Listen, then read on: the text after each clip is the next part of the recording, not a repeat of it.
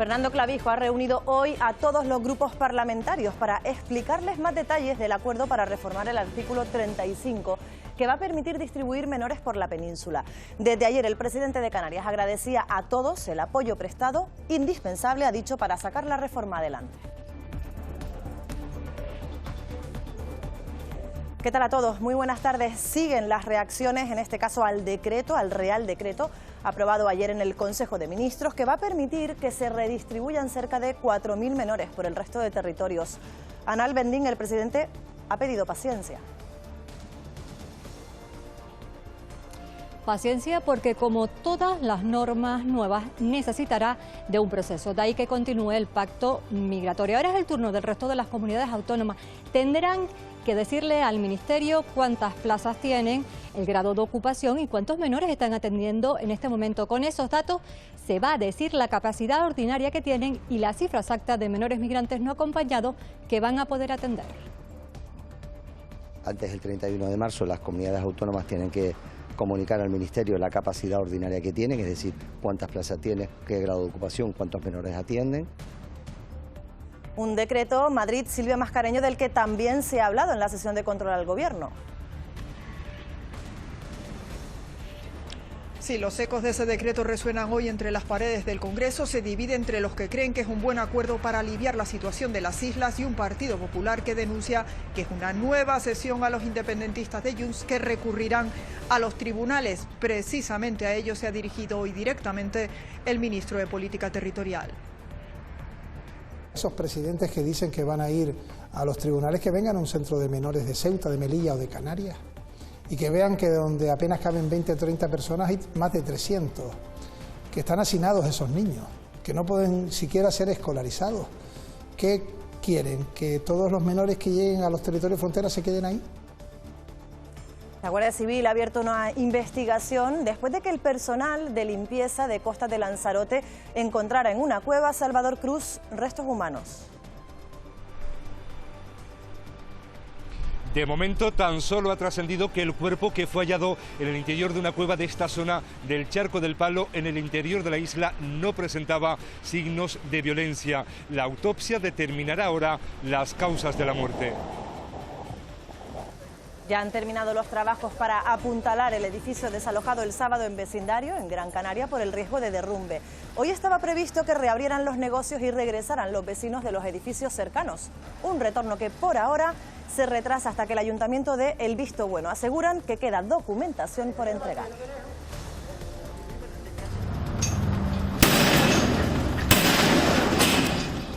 ...19 detenidos, 2 de ellos ya en prisión. Se les acusa de vender viviendas que no eran suyas, que habían registrado como propias previamente, cambiando las cerraduras y presentando documentación falsa.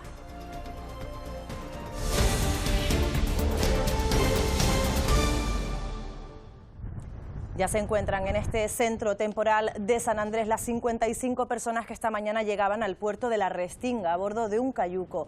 Entre ellas una mujer y todas en aparente buen estado de salud. Ya son casi 1.500 los migrantes que han arribado a las costas herreñas este mes de marzo.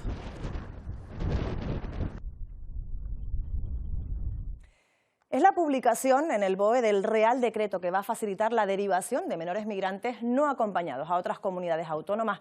Es un texto aprobado ayer en el Consejo de Ministros y que mañana va a entrar en vigor. Eso quiere decir que a partir de ese momento todos los menores que lleguen solos y desde que sean registrados podrán ser acogidos por otra comunidad autónoma en un plazo, eso sí, de 15 días y previa propuesta de la Abogacía del Estado. Dados esos plazos, las primeras derivaciones se producirían en esa primera semana de abril.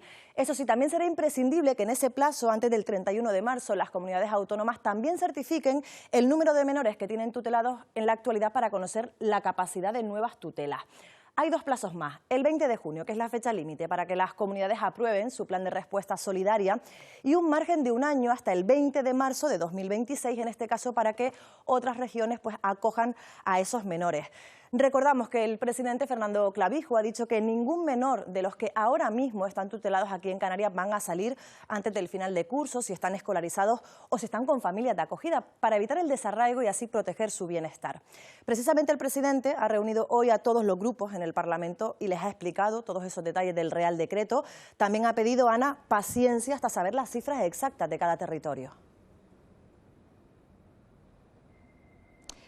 Así es, Alicia. El presidente ha dicho que ya con los datos, cuando las diferentes comunidades autónomas se las proporcionen al Ministerio y se sepa esa capacidad ordinaria de cada región, es decir, esa cifra exacta de menores migrantes no acompañados que van a poder atender, es en ese momento cuando se empezaría la distribución de los menores migrantes que se encuentran en las islas. También ha dicho que el pacto migratorio va a continuar durante toda la legislatura, porque lo que se aprobaba ayer en el Consejo de Ministros es un primer paso, pero el pacto migratorio tiene mucho más contenido y hay que seguir trabajando, por ejemplo, en políticas de cooperación con África. Ha dicho que espera que este proceso esté a pleno rendimiento de aquí a verano y además ha agradecido a todos los grupos parlamentarios por el trabajo realizado y por supuesto también por la unidad que han mostrado durante los 18 meses que llevan solicitando una solución. Lo hemos podido analizar, hemos acordado además que ahora queda la implantación y el desarrollo del mismo, por lo tanto el pacto migratorio continúa. Antes del 31 de marzo las comunidades autónomas tienen que comunicar al Ministerio la capacidad ordinaria que tienen, es decir, cuántas plazas tienen, qué grado de ocupación, cuántos menores atienden. El mecanismo lo que establece es que cuando un territorio, como es el caso de Canarias, está en grado de saturación, pues los que vengan en 15 días tienen que ser reubicados en otros territorios. Y Manolo es el vicepresidente del Gobierno de Canarias y esta estrategia ha sido conjunta entre todo el Gobierno, entre el presidente y el vicepresidente de Canarias. Por aquí, por los micrófonos, han pasado todos los grupos parlamentarios que han participado en esta reunión del Pacto Migratorio en presidencia del Gobierno. Todos han celebrado ese Real Decreto Ley que se aprobaba ayer y que modificaba el artículo 35 de la Ley de Extranjería, salvo Vox, que ha dicho que con este Real Decreto lo que se consigue es un efecto llamada. Que era modificar la ley del artículo 35, que es el que hemos estado trabajando siempre desde el Partido Socialista, siempre hemos estado en esa línea sin salirnos de esa hoja de ruta, al margen de que el Gobierno de Canarias en algún momento tuvo dudas y planteó otras cuestiones. Nosotros consideramos que está sólidamente construido el decreto ley y que hay pocas posibilidades de que pueda prosperar un recurso contra el decreto ley y después la obligatoriedad a partir de mañana de ese decreto ley. Es que estamos hablando de un problema de Estado. Y así lo hemos dicho en muchísimas ocasiones. Quien se tiene que fajar para poder buscar soluciones es el Estado. Estamos hablando de política migratoria. La política migratoria es competencia del Gobierno central. No estaba en el Pacto Canario de las Migraciones y fue una aportación de Nueva Canarias, pero dicho sea de paso, al minuto siguiente todos los grupos la hicieron suya y por tanto creo que es un éxito evidentemente colectivo a partir de ahí. Pero yo creo que hay que seguir trabajando, entre otras razones, porque hay que hacer políticas grandes vinculadas a Europa y también vinculadas al continente para reducir un fenómeno que indudablemente existía antes, existe ahora. Nada que celebrar, esto es un paso más en el efecto llamada, en la inseguridad y en la pobreza. Recordemos como cuántos canarios están sufriendo graves dificultades en su día a día. Si bien alguna comunidad autónoma o esa conferencia sectorial no llegan a acuerdos, la norma opera automáticamente y dictamina varias formas de distribuir los menores. Además lo hace con unos requisitos objetivos que entendemos que van a ser una distribución que finalmente sea justa. Canarias y Euskadi reiteran su unión para lograr que la aplicación de esa reforma de la Ley de Extranjería sea un éxito. Esta mañana se han reunido en Vitoria delegaciones de los dos gobiernos y han confiado en que el Real Decreto, aprobado ayer, sirva para dar una respuesta estructural y solidaria a los menores en situación de desamparo. Canarias ha agradecido a Euskadi y Cataluña su solidaridad para atender a los menores extranjeros. Que ese reparto sea, por una vez por todas, corresponsable, que aquel esfuerzo que ya ha hecho hace ya muchos años las comunidades autónomas que lo llevamos haciendo, que sea reconocido también a través de esos 5 indicadores que se han trabajado y que aparecen también en el propio Real Decreto. En la reunión con el Ejecutivo vasco, las diputaciones y los grupos políticos de Euskadi, la delegación isleña ha insistido en que el Real Decreto de este martes permite una acogida automática, estructural y solidaria que garantiza, dice, la atención al menor. No podemos quedarnos en el dato anecdótico, si se me permite decirlo de esta manera, que sea el número por comunidad autónoma, porque en un país o en un estado de 48 millones de habitantes, 5.875 niños y niñas no puede ser el problema. En la red de acogida de Irún, cerca de la frontera con Francia, el 90% de los migrantes atendidos declararon que habían llegado a España a través de Canarias. De ese Real Decreto también se ha hablado y mucho en Madrid, Silvia, en la sesión de control al Gobierno. Sí, 24 horas después de que el Consejo de Ministros aprobara ese decreto, sus ecos siguen resonando aquí entre las paredes del Congreso de los Diputados. El bloque de investidura lo apoya, pero Podemos cree que es un parche y Esquerra asegura que es solo un mal menor para aliviar la situación que viven las islas. Mientras, aquí en la sesión de control, PP y PSOE se han arrojado mutuamente a la cara los pactos firmados en las últimas horas. El firmado por el PP con Vox en la Comunidad Valenciana y el firmado por el Gobierno con Cataluña, con Junts, para ceder las competencias migratorias a Cataluña. De ninguno de esos dos pactos se ha querido referir hoy ni Sánchez ni Feijóo. Salvo el cara a cara Sánchez-Feijóo. Con el contexto internacional más complicado en décadas, lleva semanas dedicado más tiempo a la guerra deprisa que a la guerra de Ucrania. Usted llegó al frente del Partido Popular para tapar la corrupción de la señora Ayuso y pretende mantenerse tapando la negligencia del señor Mazón. Hoy en el Congreso no se hablaba de otra cosa. Al final hay 4.400 niños hacinados en Canarias, había que encontrar una solución. Esta es la que se ha encontrado. ¿Nos gusta? No, no nos gusta. El principio de solidaridad es algo fundamental, ¿no? Estamos en condiciones de hacer un buen trabajo y, sobre todo, garantizando los derechos de la infancia migrante. Los problemas no se reparten, los problemas se resuelven y se evitan, protegiendo nuestras fronteras, devolviendo inmediatamente a quienes entran ilegalmente en nuestro país, es decir, con billete de vuelta. La verdadera amenaza, señoría, para Europa y para España es esa internacional ultraderechista que trabaja desde fuera por destruir Europa desde dentro y cuya sucursal en España es usted. ¿Van a ustedes a seguir negándose a que podamos distribuir unos niños que se encuentran, por cierto, en un territorio, en una comunidad autónoma donde ustedes gobiernan? ¿Me puede usted explicar por qué el acuerdo de Valencia de cero menas es xenófobo y el acuerdo de Cataluña de cero menas es progresista? ¿Por qué? ¿Por qué? El Gobierno afea al PP el pacto con Vox en la Comunidad Valenciana. El informe. El Gobierno de España sigue señalando la falta de solidaridad de las comunidades autónomas que ponen trabas a la aplicación del decreto. Hoy se refería a esto el ministro Ángel Víctor Torres, entrevistado en el programa Buenos Días Canarias.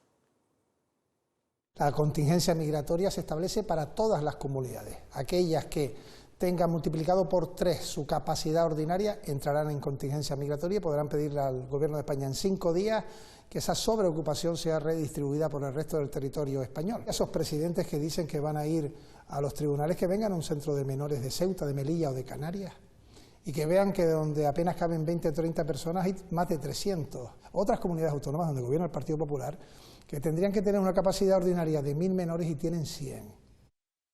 Más asuntos en materia de carreteras. El Gobierno de Canarias, en este caso reunido también en Madrid, ha planteado una nueva adenda para el convenio suscrito con el Gobierno del Estado. Se busca prorrogarlo y se ha propuesto la posibilidad de aumentar el presupuesto para los próximos años. Tenemos más necesidades en cada una de las islas, más necesidades de obra pública, de infraestructura, de mejora de nuestra red de carreteras en Canarias, que requiere de otros 1.200 millones de euros que empezamos a negociar, que empezamos a plantear al Gobierno de España y que esperamos que se pueda concluir. Un insulto a la inteligencia, así califican los afectados por la ley turística el decreto ley que entró en vigor este martes y que paraliza las multas a los propietarios que viven en apartamentos o que no ceden a un explotador turístico. Los afectados aseguran que se trata de un sometimiento para que reconozcan lo que no son. Unos infractores han dicho. El mensaje del Gobierno es claro. Lo que establecemos es una suspensión cautelar de todas esas tramitaciones de sanciones por el deber de atenerse al uso. Un mensaje que choca con el de los propietarios.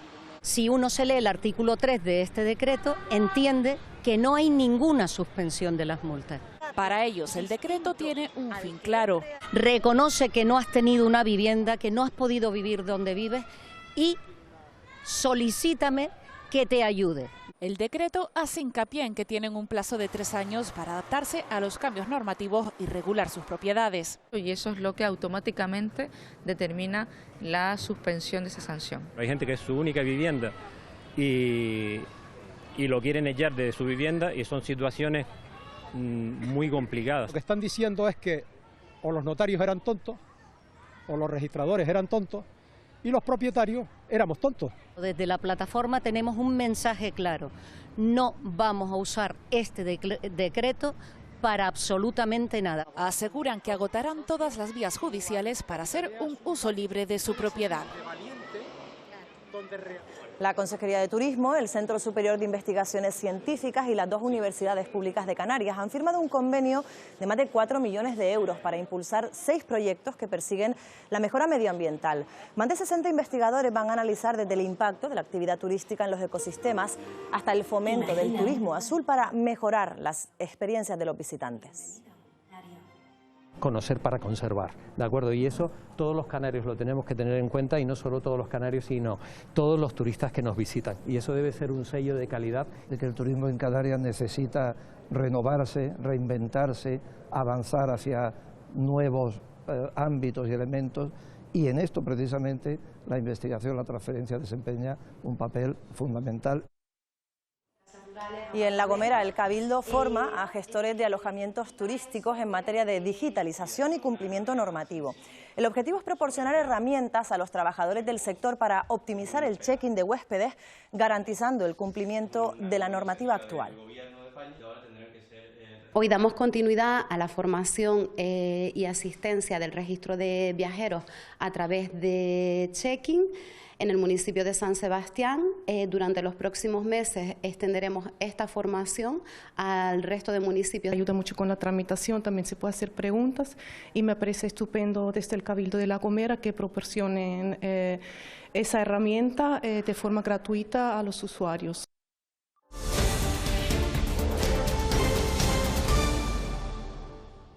En vecindario se cumplen 5 días en la isla de Gran Canaria del desalojo de los vecinos de ese edificio sobre el que pesaba ese riesgo de derrumbe. Finalmente ayer los operarios terminaron de apuntalarlo y los vecinos esperaban poder hoy entrar a ese edificio para recoger sus enseres. Patricia Bosquet, finalmente, ¿saben a qué hora van a poder hacerlo?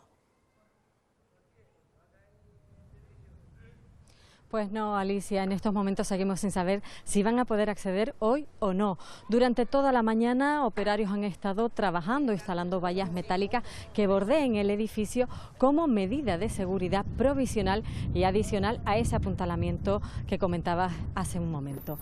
Es más, en estos momentos, técnicos de la empresa constructora contratada por el propietario del edificio se encuentran en el interior del inmueble verificando los últimos datos, los últimos detalles para poder remitir ese informe al ayuntamiento y que así esté lo supervise. Si está todo en orden, lo que se prevé es poder permitir lo antes posible la apertura del tramo de calle que está cerrado desde el pasado sábado, pero sobre todo ese acceso a las viviendas de las personas que fueron desalojadas para retirar parte de sus enseres. Mientras el tiempo corre y la incertidumbre y la carga psicológica aumenta entre los afectados.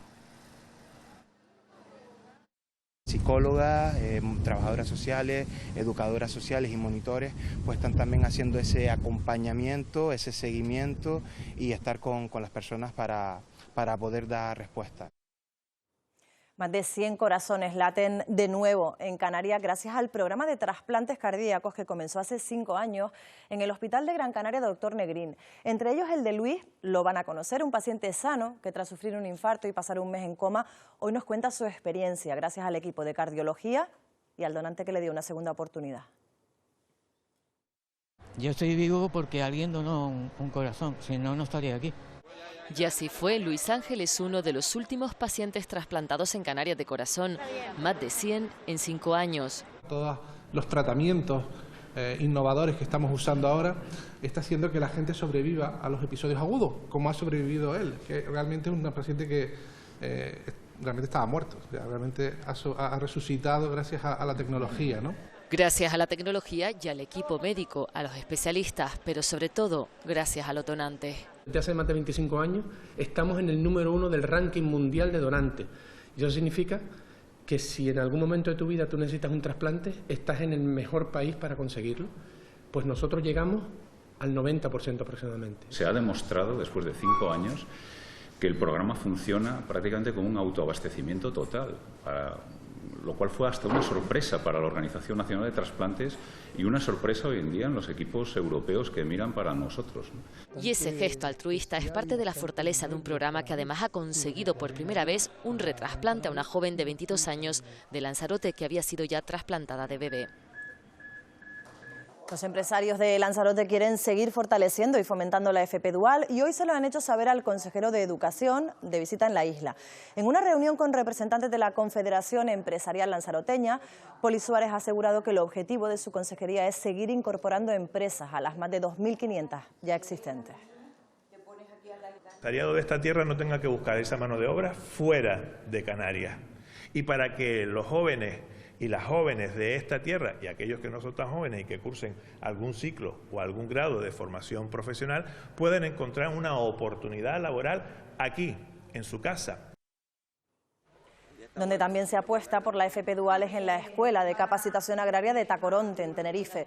Hoy han celebrado unas jornadas en las que han abordado los retos a los que se enfrenta el sector agroalimentario, han analizado las especialidades que más demandan las empresas y han mostrado cómo la nueva FP Dual sirve como herramienta para captar talento.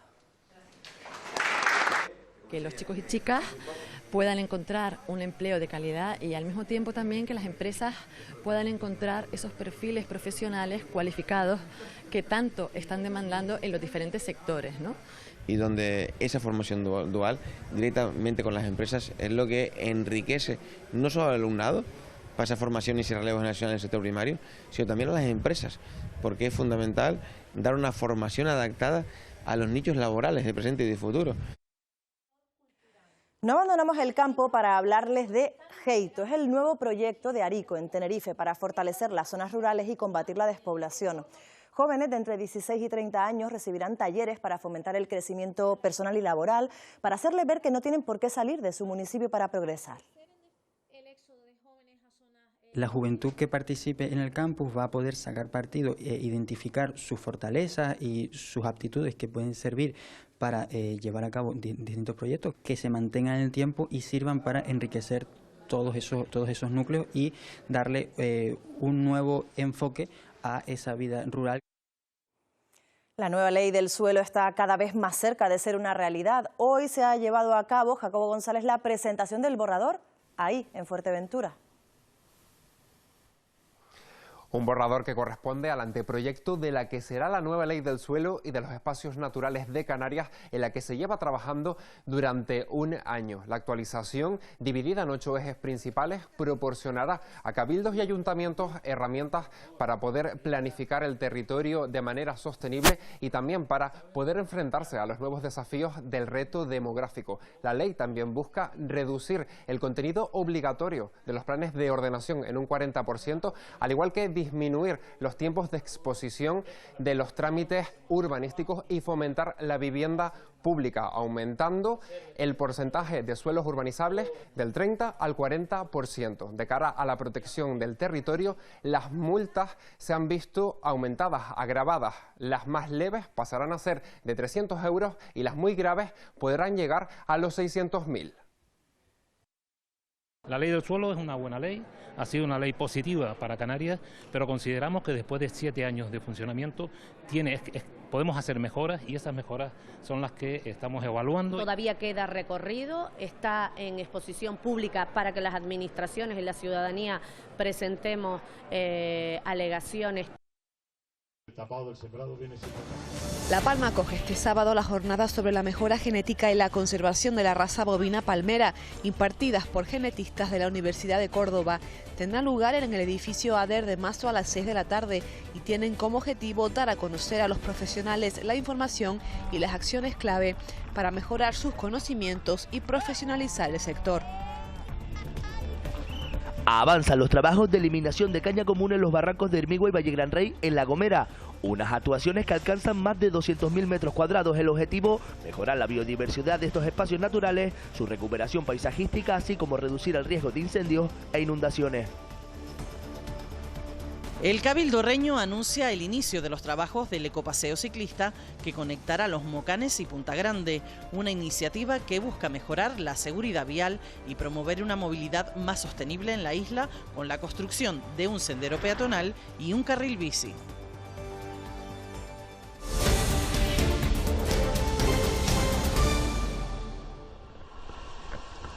En Sevilla, los servicios de emergencia han localizado a la segunda víctima mortal de las inundaciones que ha dejado la borrasca Lawrence a su paso por Andalucía. Ha habido desbordamientos y vías cortadas. Para mañana están previstas más precipitaciones.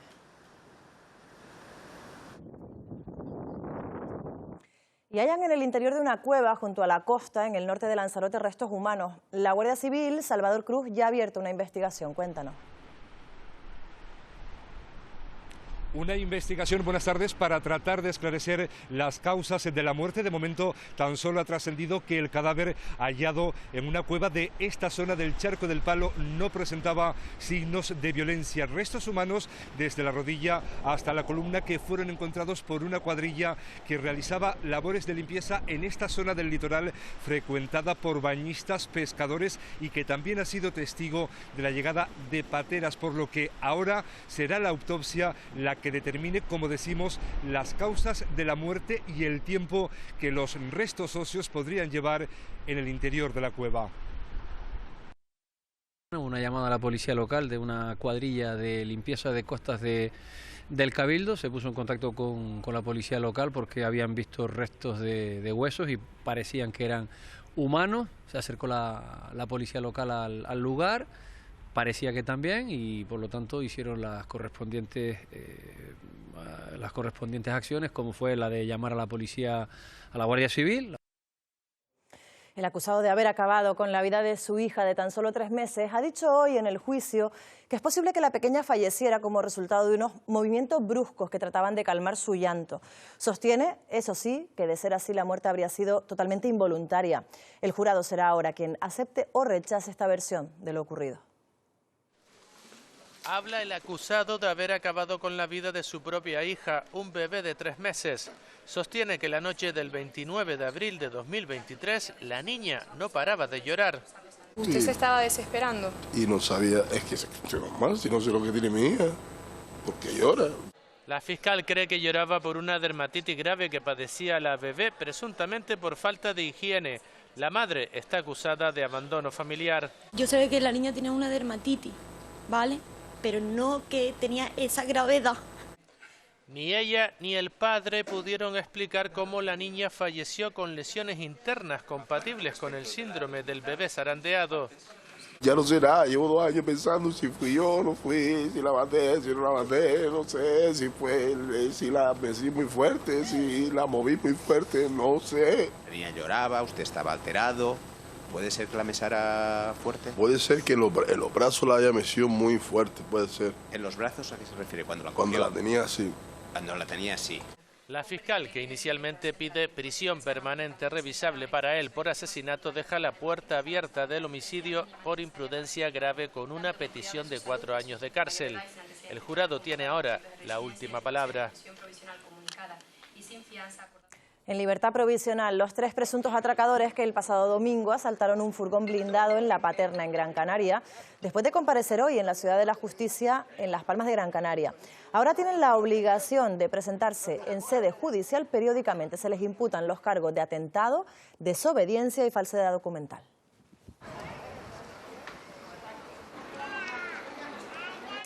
En Tenerife, la Policía Nacional ha desarticulado una organización criminal que se dedicaba, Isaac Tacoronte, a la usurpación de viviendas abandonadas o que no estaban habitadas.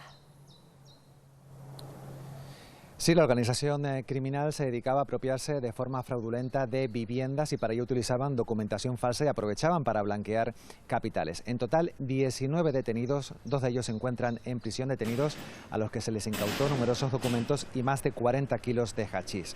Las víctimas alertaban de la ocupación de sus viviendas que estaban abandonadas o cuyos dueños eran personas de edad avanzada. Cambiaban las cerraduras y presentaban ante notario documentación falsa para luego poder comprarlas y venderlas. En total, 13 viviendas en la isla de Tenerife, llamando la atención un chalet en una conocida zona residencial que intentaron registrar la compraventa por 120.000 euros cuando su valor catastral supera el 1.300.000. Investigado por un presunto delito continuado de apropiación indebida, un alto cargo de la policía local de Agaete, en Gran Canaria, se cree que se llevó mobiliario urbano para colocarlo en una finca de su propiedad.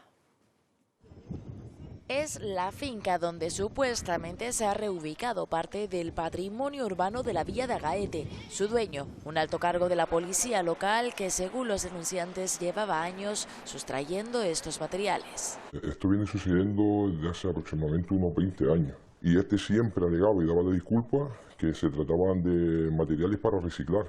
Ello que no entendíamos, porque en muchas ocasiones eran materiales completamente nuevos, o que estaban ahí depositados para colocarlos en otros lugares del municipio.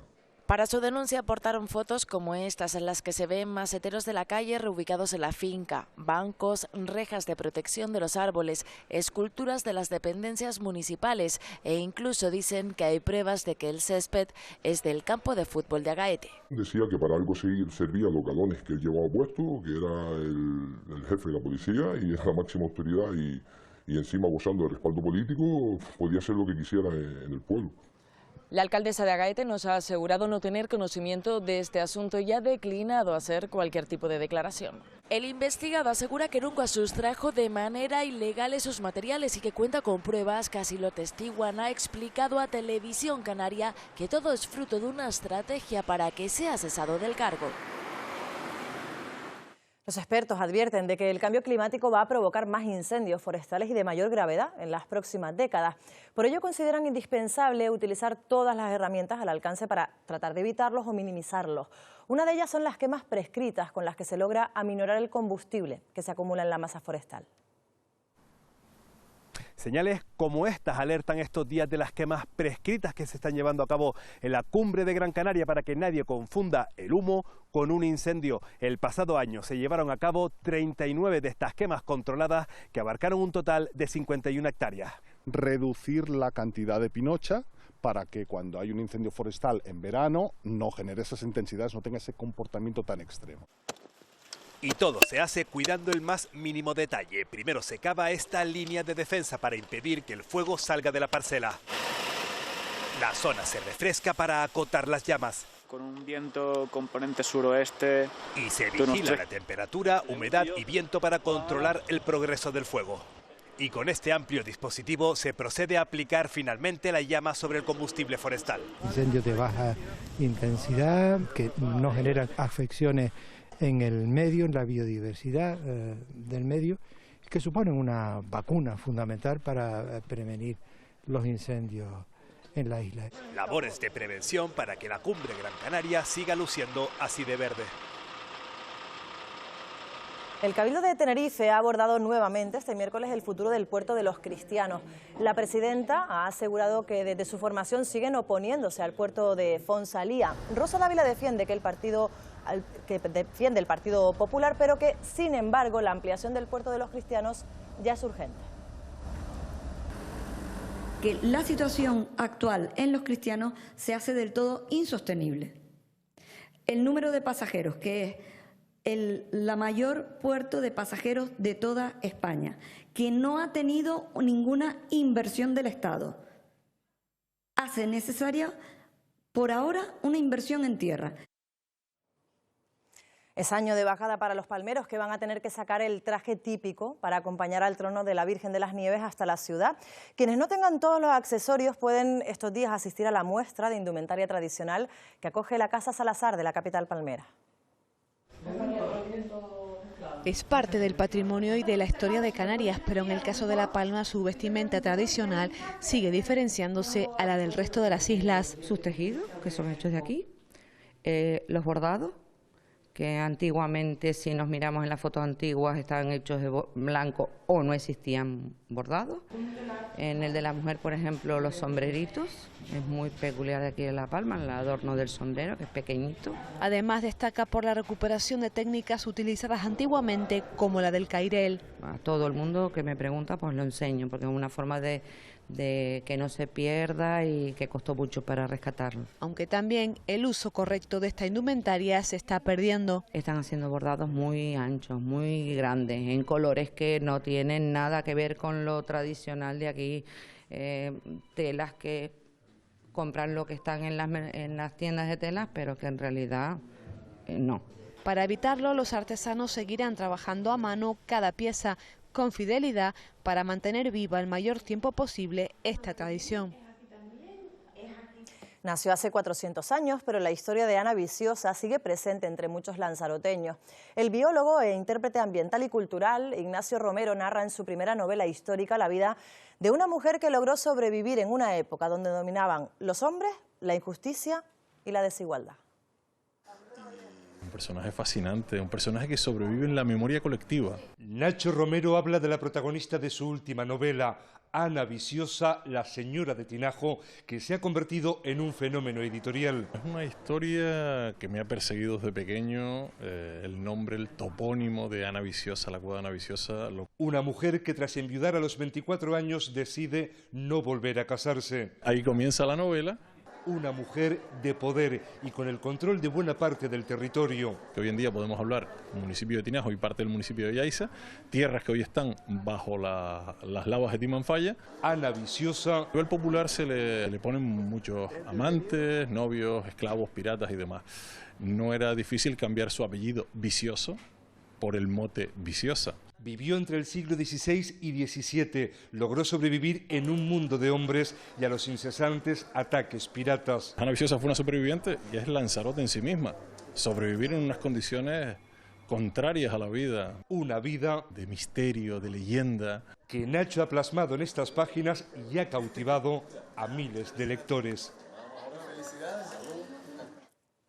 Valorado en 110 millones de euros y con un alquiler diario de 150.000 euros, el yate Kensho, propiedad del director general de Stroer Media, se encuentra en Santa Cruz de Tenerife.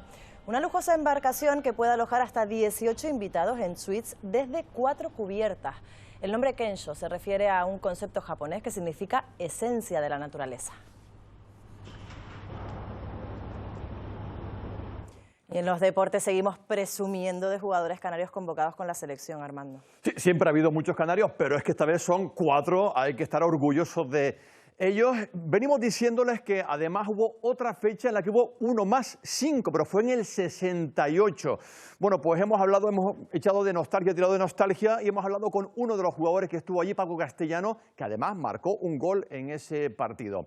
Y otro internacional, Juanma Erso, con la sub-21, también está concentrado. Hemos hablado con él, le hemos entrevistado y nos ha confesado la forma en la que se enteró de su convocatoria.